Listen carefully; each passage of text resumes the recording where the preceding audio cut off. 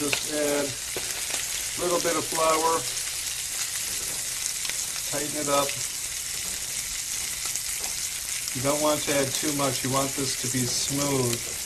If your roux is, if you add too much flour to it, you'll have what's called roux balls. It'll be really tight when you add it to your sauce. You'll have these little balls of flour. So you don't want that. You want the consistency to be just as it is now, nice and smooth.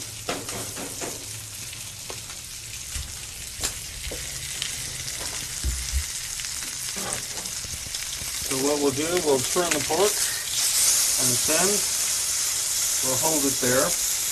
Meanwhile, the roux is looking good.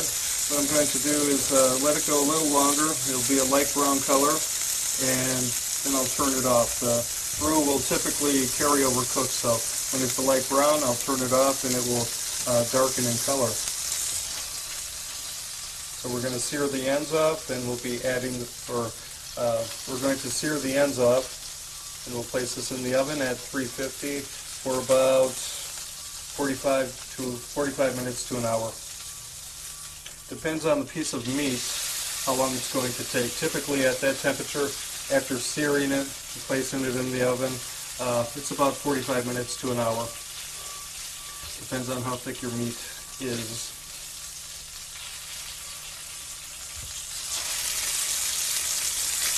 Okay, sear it just a little more.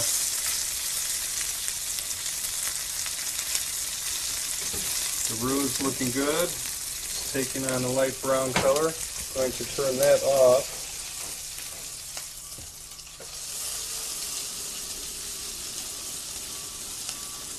You see how we have the caramelization all the way around? That's exactly how it should look. So, we're completely seared. I'll turn the heat off. Now we're going to go into the oven for about 45 minutes. Okay, so now we're going to go to the oven. Our pork's seared off. Oven's at 350. We're going to cook it for about 45 minutes to an hour.